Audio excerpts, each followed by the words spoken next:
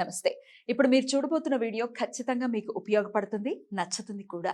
మరి మీకు నచ్చిన విషయం నాకు తెలియాలి అంటే ఈ వీడియోని మీరు లైక్ చేయాలి, షేర్ చేయాలి, అలాగే మన ఛానల్‌ని సబ్స్క్రైబ్ చేయాలి. మీ సపోర్ట్‌ని నాకు అందిస్తారు కదూ! ఓకే. ఇప్పుడు వీడియోని స్టార్ట్ చేద్దాం. నమస్తే.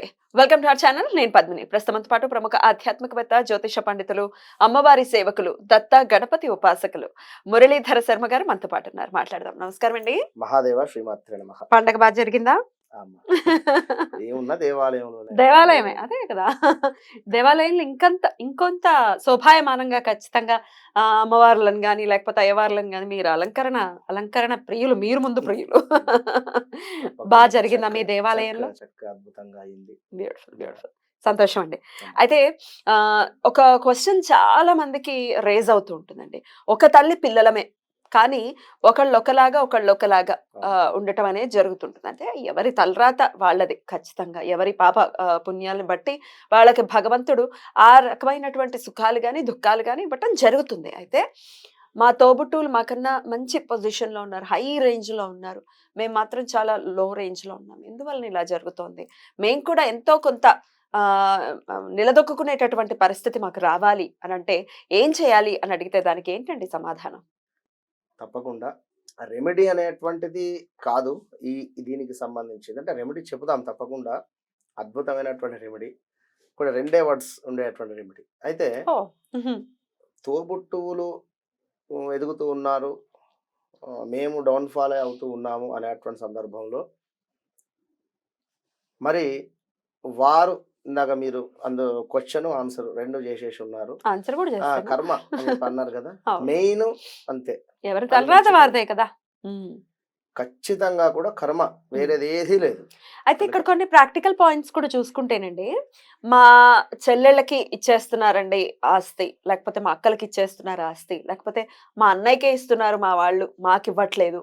అన్నదమ్ముల మధ్య కూడా ఇది తల్లిదండ్రులు ఒక్కొక్కసారి అంటే ఇప్పుడు వాళ్ళ కష్టార్జితం అయితే వాళ్ళ ఇష్టం, వాళ్ళు ఎవరికైనా ఇచ్చుకోవచ్చు. కానీ వంశపారంపర్యంగా వచ్చినప్పుడు ఖచ్చితంగా అందరికీ సరిసమానంగా పంచాల్సినటువంటి పరిస్థితి ఉంటుంది. అలాగే తల్లిదండ్రుల్ని కూడా అంతే ప్రేమపూర్వకంగా చూసుకోవాలి పిల్లలు కదా.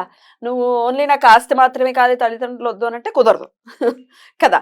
అన్ని చాలా రోల్ ని ప్లే చేస్తూ ఉంటాయి. అసలు తల్లిదండ్రులు కూడా ఒకవేళ మనకి పర్ఫెక్ట్ గా ఇవ్వట్లేదు అని అంటే అది కూడా ప్రారంభమే అని అనుకోవాలా? తల్లిదండ్రులు ఇవ్వటం లేదు అనేటువంటిది వాస్తవానికి ఎక్కడ ఉండదు. 100%.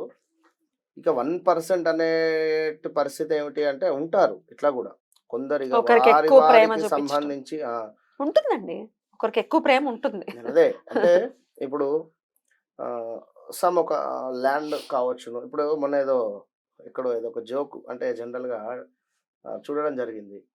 ఒక 5 ఎకరాలు ఉండేటువంటి ల్యాండ్, అందులో సగం అమ్మిని చెల్లె వివాహం చేసిన తర్వాత ఎంతో అద్భుతంగా 5 ఎకరాలలో నుండి హాఫ్ ల్యాండ్ అమ్మేసి ఆ డబ్బుతోటి సిస్టర్ వివాహం చేసిన తర్వాత కూడా మిగిలినటువంటి 2.5 ఎకరాలకు సంబంధించి నా వాటా కావాలని చెప్పి మళ్ళీ కేసు వేసినటువంటి సందర్భం. అంటే అర్థమైంది కదా నేను చెప్పి. జనరల్గా ఈ విధంగా కూడా ఉండేటువంటి పరిస్థితి ఉంటుంది.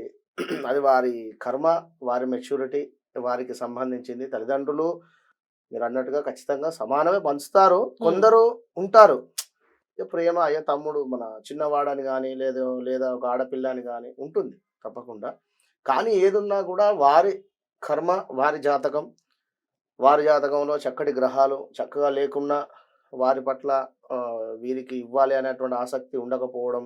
ఇప్పుడు ఎన్నో వీడియోల్లో కూడా చెప్పుకోవడం జరిగింది. ఇప్పుడు చంద్రుడు నీచబడిన, చంద్రుడు సరైనటువంటి స్థానంగా లేకున్నా కూడా మనము చంద్రుడు అంటే ఎస్పెషల్లీ తల్లికి తీసుకోవడం జరుగుతుంది కనుక తల్లికి సంబంధించినటువంటి ప్రేమ, ఆప్యాయత అనేటువంటిది ఉండకపోవడం కానీ ఇలాంటివి ఉంటూ ఉంటుంది.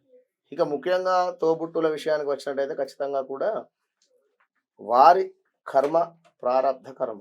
ఇందులో వారు ఎదుగుతున్నారు అంటే వారి కష్టపడుతున్నారా లేదా వారి అంటే ఏ విధంగా అనేటువంటిది కూడా ఒకసారి క్వశ్చన్ వేసుకోవాలి. మనం ఇంట్లోనే ఉండి వాళ్ళు ఎదుగుతున్నారు అని కూడా తప్పు అవుతుంది. అంతే కదా, మనం కూడా కష్టపడి ఎవరి పని వారు చేసుకుంటే పైకి రావడం జరుగుతుంది. మరికొందరు తక్కువ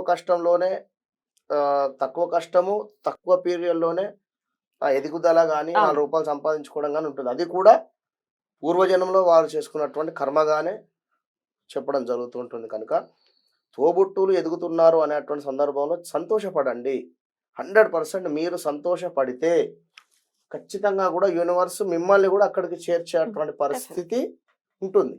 అట్లా సంతోషపడకనే కదా ఈ ప్రాబ్లమ్స్ అన్ని.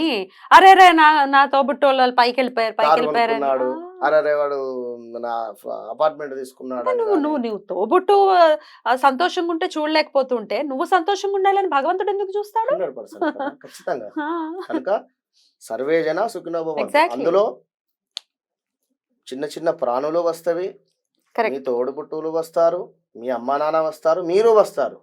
నేనే బాగుండాలి, నేను మాత్రమే బాగుండాలి అని అనుకునేటువంటి వారు ఎప్పుడు కూడా పైకి రాలేరు. 100%. అంతే. 100%. ఎందుకంటే చక్కటి మనసు చక్కగా ఉంటే సరిపోతుంది. ఇక వీరు మరి ఖచ్చితంగా కూడా ఈ విధంగా ఉండేటువంటి వారు ఒకసారి వారి చార్ట్ని చెక్ చేయించుకోవాలి.